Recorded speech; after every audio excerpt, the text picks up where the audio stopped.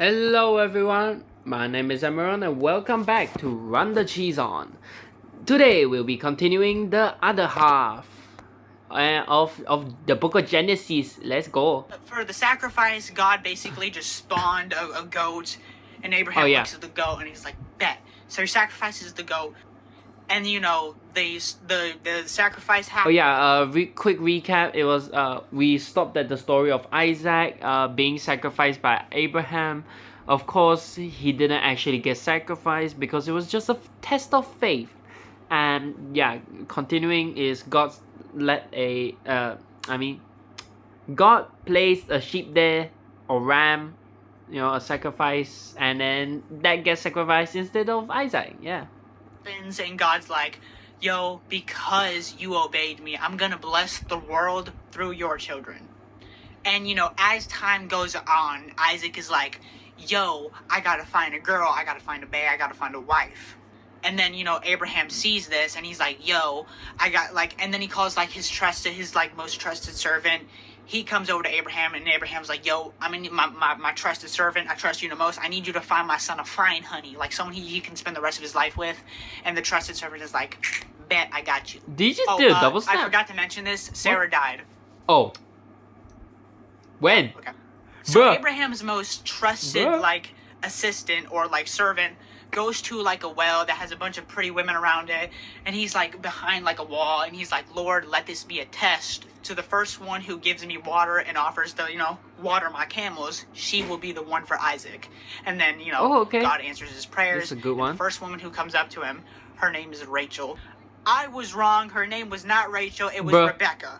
So basically, the most trusted servant is what I will be calling him now because I forgot his name. Goes up to Rebecca and he's like, yo, my master's son is looking for a wife, and you look the part, you're bad, you need to be his wife. And she passed the test. Take me to him. And and they meet. Isaac and Rebecca meet, and they're both, and Rebecca's kind of cheesing, so she's like, oh yeah, this my husband. This my husband, bro. And Isaac is giving off the same energy. He's cheesing too. He's like, oh man, yo. I don't. Bro.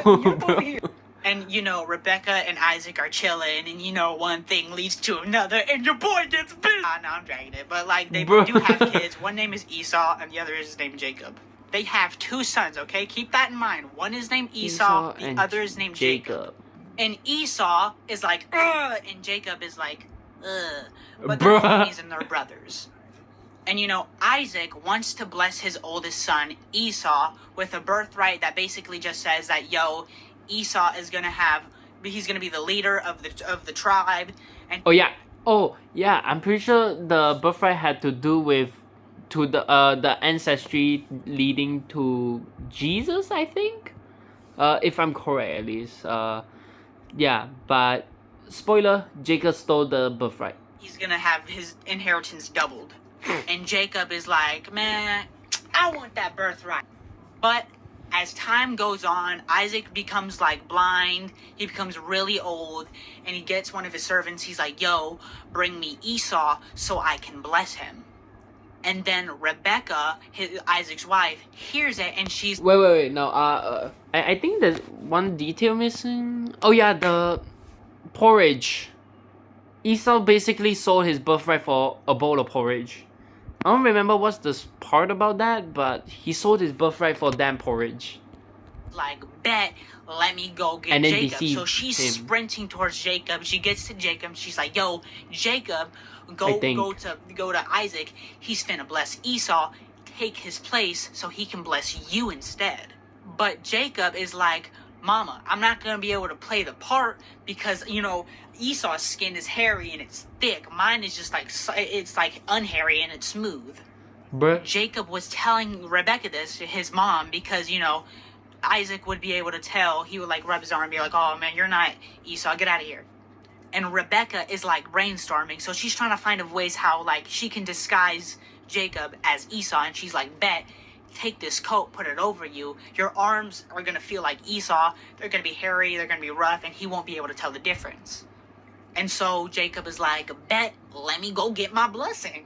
So that when Isaac went to go feel Jacob's arms, it would feel like Esau's. So basically, Jacob ends up going into, Isaac's tent, and he has like some meat. He's like, "Here, father, take it. I'm Esau." He isn't. And just like that, Isaac blesses Jacob instead of Esau. Jacob has stolen Esau's birthright. Yeah. Fast forward a little bit. Esau gets home. He's ready. He's prepared. He just got back from hunting. He's had a good day. Time to get your boy his blessing. You feel what I'm saying? So Esau goes into the tent and he's like, "Yo, Papa, where's my blessing?" Papa? And then Isaac is like, "I just gave you your blessing." And then Esau is like, "No, you didn't." And Jacob's like, "Yes, I did." And then, slowly but Yes, I surely, he's did. starting to connect the dots. He's like, "Jacob just took my birthright. I'm smoking, bro, on my set. What Cain did to Abel, I'm gonna do to you." He didn't actually say Bro, that. that's crazy. But he did say he was gonna smoke Jacob, so yeah, do with that as you will. And so, Rebecca gets word that Esau wants to smoke Jacob, so Rebecca goes up to, what's his name? She goes up to Isaac, her husband, and also the father of the two, and she's like, "Yo, he's gonna smoke Jacob. We need to do something." And then Isaac is like, "Yo, baby girl, you right. Bring my son to me. I'm gonna figure a plan. That way his life don't get taken." And so Jacob goes up to Isaac, and they start figuring out a plan. Isaac is like, "Yo, you need to dip. Esau is going to smoke you." And Jacob's like, "Bet, where do I go?" And Isaac is like, "I don't know. It just can't be here." So Jacob is like, "Bet, bro. I guess I'm gonna be on my way." So he goes into the desert. The desert? He goes into the desert and he's like, and he collapses and he just goes to sleep and he has a dream. Also, I forgot to mention this. Rebecca did tell Jacob where to go. He told him to go meet his uncle Laban in Haran, and Jacob's like, "Bet." Okay, back to the story.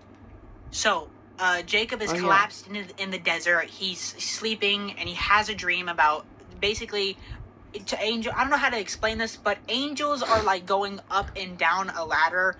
I think I might put an overlay right here. I'm not 100% sure, to show you what it might have looked like. And then, Jacob, realizing that the dream is from God, he's like, "Oh, snap." So he gets up and he builds an altar of stone to God. And after he's done making it, he's like, "Okay, bet, let me head on my travels." And then he sees some sheep and he sees a shepherd and he's like, "Yo, that dude's with my uncle Laban."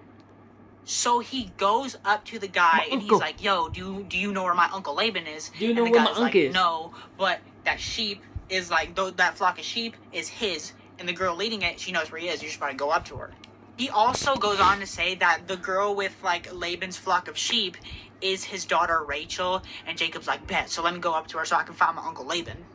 And upon meeting Rachel, Jacob is like, he falls in love. "Look at you." And Jacob is like, "Okay, bet, take me to yo daddy." And she's like, "Bet." So she takes him to Laban, and he goes up to Laban, and he's like, "Yo, your daughter is like, she's so." By the way, in the past, relative marriage was fine. I'm pretty sure, right? Yeah, it was fine. Like, if compared to now, of course it's not okay, but it was fine back then. It was the norm, literally, just like having slaves. Beautiful. I want to marry her. And also, by the way, well, I don't know how to explain. Okay, having slaves was kind of a sin back then, but then it was also commanded that if you were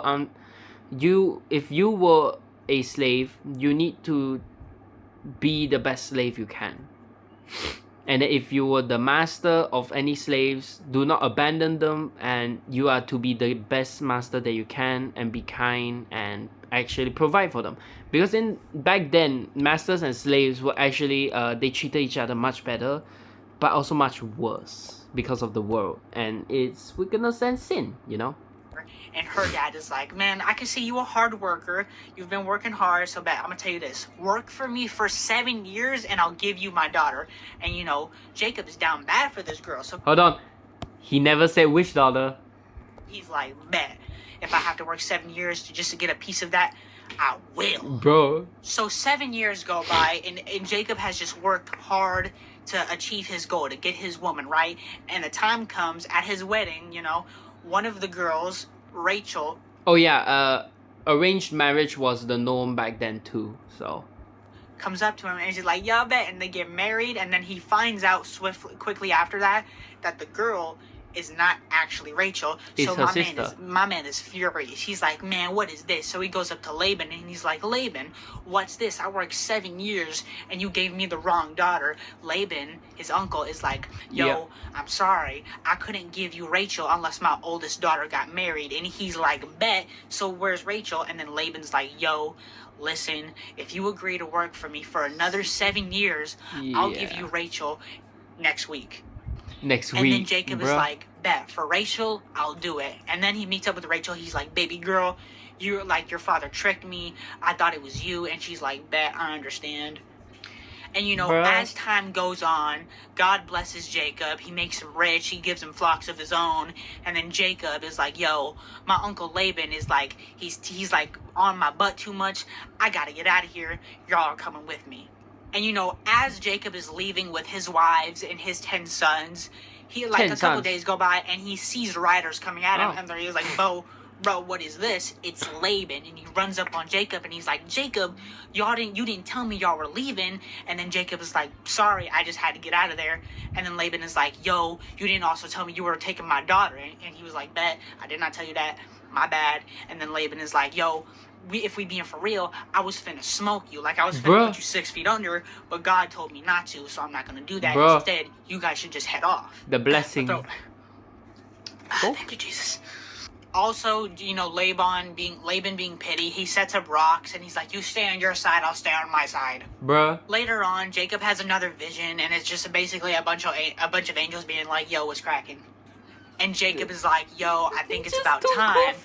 I'm gonna go see my brother Esau, the one that tried smoking him previously in the story." So he looks at a couple of his servants and he's like, "Yo, go out there and see if my brother is out there." They come back and they're like, "Yo, master, he's pulling up with the gang. Like, there's 400 people with him." And Jacob is like, "Yo, I should probably hide my family. That way, if Esau is actually mad at me, he won't be able to get to them."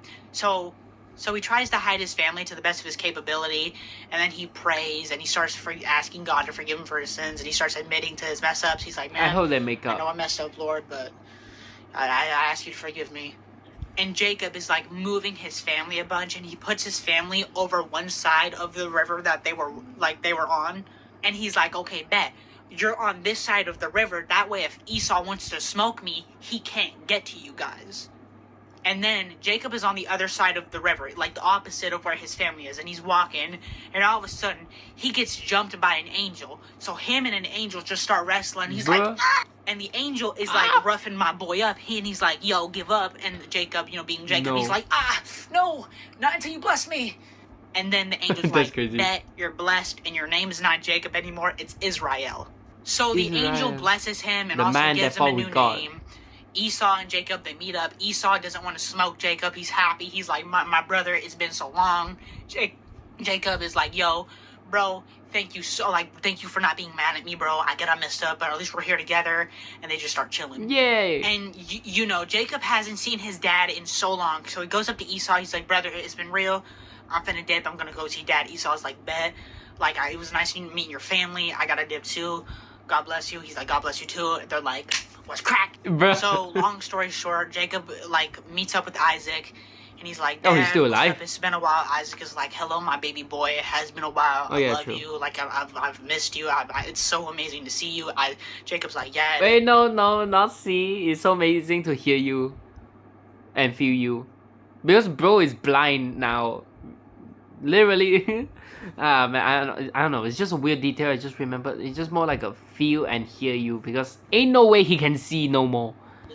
And you know, Jacob starts introducing Isaac to the little ones, like his wives and his family. And Isaac, Yeah, how many years seen were his they son in a apart? while, so it brought him like euphoria seeing his kid's kid. So years later, Isaac goes to be with God, and Isaac passes away. Well, rip. So Jacob, as life goes on, Jacob's 10 sons grow up, and his favorite son goes by the name of Joseph. And, you know, Joseph being, you know, Jacob's favorite son, he makes him a really, like, a colorful robe. And then the other sons are, like, jealous. They're like, And then Joseph has the ability, his like dreams can like prophesy stuff. Yeah. Meaning, if he has a dream, he can interpret it and know what's gonna happen next in the future. Yeah, he knows the meaning of it. So basically. Joseph has a dream, and he's like, and he wakes up and he's like, yo, I gotta tell my brothers about this. So he goes to his brothers and he's like, yo, I just had a dream. All of y'all were bowing down to me. I was him. And then, you know, Joseph's brothers, you know, not liking him, they start trashing on him. They're like, you think you're going to be able to reign over us? Oh, yeah, whatever. Da-da-da-da-da. They just Jealousy. start bad-mouthing my boy. Again. And then Joseph has another dream, so he goes... Hold on. What is this trend for God to put as like a long joke? It's always the brothers that were jealous of each other and envious of each other. That's crazy. Cain was jealous of Abel. Jacob was jealous of Esau, and now all the other brothers are jealous of Joseph. I never realized this. It's just funny to think about. God really got them pranks pulled up on his sleeve, huh? I mean, rolled up under his sleeve. Up to his dad and his brothers, and he's like, yo, listen up, I just had another dream. And in the dream, he describes as the stars, the sun, and the moon bowing to him. Like, they were bowing down to Joseph. And like, Joseph's brothers have had enough of him, so they're like, yo, we finna smoke boy. And then they're like, oh man, we probably shouldn't smoke him. That's like OD. We probably shouldn't do that. So yeah, they actually were going to, but then they just thought, why not just sell him, you know? Instead, what they do Money. is they lead him away from Jacob, like the camp and stuff.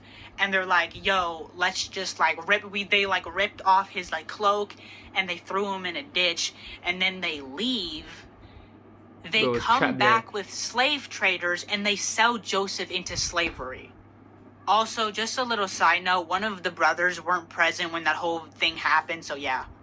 Yeah, that was the only brother that was actually, like, not that jealous of him, but he didn't like him that much either. I don't know, the story kind of varies with the different books, but thing is pretty consistent. Most of them hate them. The brothers basically. Then take Joseph's coat and they like rip it up and cover it in blood to sell it to, you know, like sell it that you know. Yeah, lamb blood, by the way. It's lamb blood or is it sheep blood? He actually got like smoked. Like so by the wolves brothers go back to Jacob. They give him the coat. Jacob thinks his son is dead. So he's like, Joseph. So time skip and the slave traders take Joseph to Egypt. Now Joseph is standing in a line filled with other slaves and he's about to be sold off. And then they come to the conclusion, they point fingers at Joseph and they're like, yo, he would be good in the king's palace. Let's just give him to the king. And they're like, bet. So Joseph is... Wait, no, isn't it to the king's, highest guard? He's a slave to the king's highest guard, I think, right? Wait, wasn't it? Okay, now I'm confused. Because in the movie that I watched, it was like that. And he then became the servant of the king afterwards. To the king's palace. So Joseph starts working as a slave in the king's palace, and then Potiphar's wife starts to get attracted to him. If you don't know who Potiphar is, he was basically an Egyptian official. Yeah. He was the servant of Potiphar, and then while working in the king's palace. More specifically, he was like the captain of the guards. Yeah. So, So, you know, she starts hitting on him and she's like, yo, let me get some of that. And, you know, Joseph, obviously, he's loyal to God. And oh, yeah, I'm pretty sure Joseph was still like a teen back then. Oh, no, he's not a teen. He was like a young adult. Yeah. You know, his master, so he's like, nah, I'm not finna do that. You can't, you know what I'm saying? And she's like, man, you think you can reject me like that? And Joseph just runs away. And then she just full on tells a lie on my man. Yeah, like, she just goes up to her husband and she's like, yo, he threw himself on me. Your slave threw himself on me. I feel so, violated right now. You just go deal with him. Potiphar, Joseph's, like quote unquote owner, goes up to him and he's like, yo, who do you think you are throwing yourself on my wife like that? And he throws Joseph in jail. So Joseph is in jail. He's in there for a little bit. And then two people start talking about the dreams that they had, prisoners. Yeah. One of them was like, oh man, I had this dream. And then Joseph goes up to one of them and he's like, yo, my God can interpret dreams. Tell me your dream and I'll tell you what it means. And then the guy's like, bet. So he tells him his dream. He basically tells him that his head is going to be lifted up and he'll be the king's butler again. And the guy's like, yo, bet, that's what's up. And then the other guy's like, okay, bet, tell me my dream. And Joseph basically tells the other guy, he's like, yo, I just interpreted your dream. You're going to get your head cut off in 3 days. Yeah. A little time goes by, and one of the prisoners that Joseph said was going to be the king's butler again gets freed. And before he leaves, Joseph goes out to him and he's like, yo, put in a good word for me and of what I can do.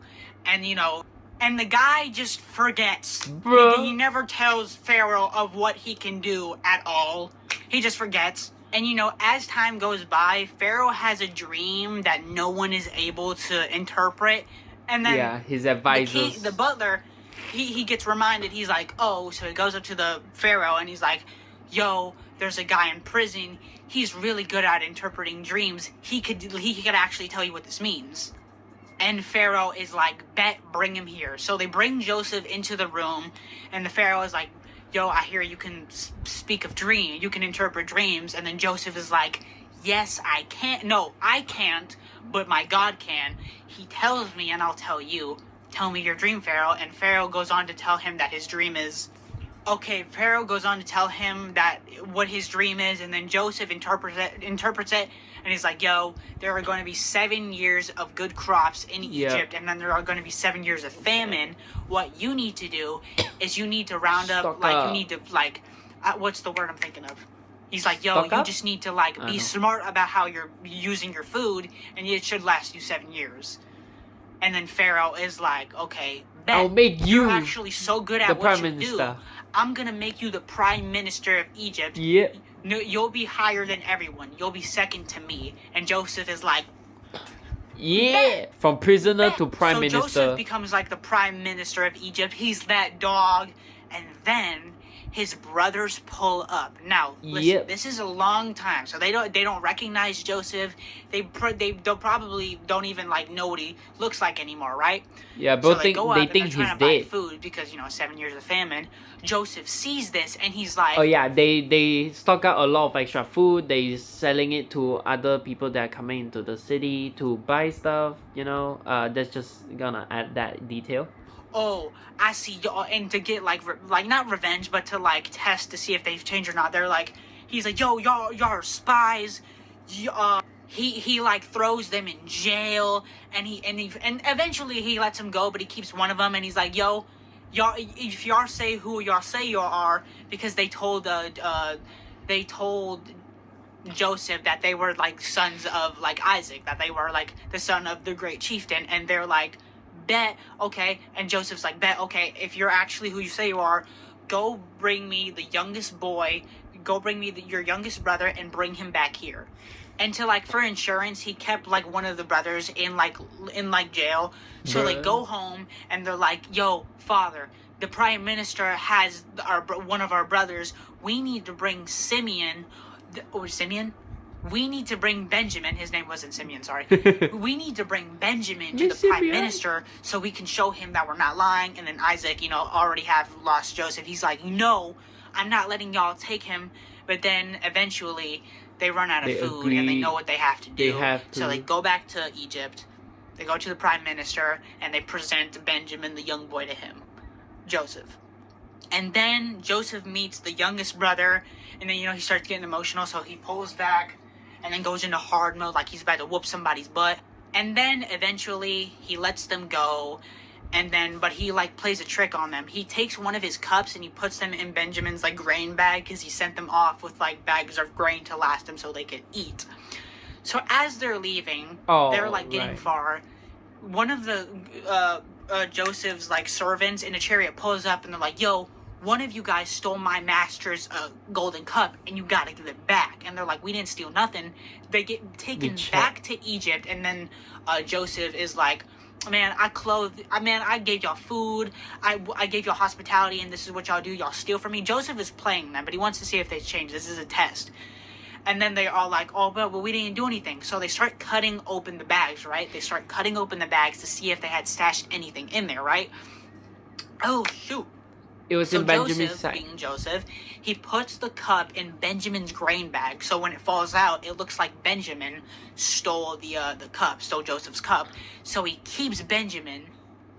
Benjamin is like scared, and he looks at Joseph, and Joseph is like, since this boy took my cup, he's gonna be my slave. And then the other brothers are like, no, we can't let this happen. So they fall to their knees. One of them is like, yo, you cannot take Benjamin. Take me. I'll be your slave.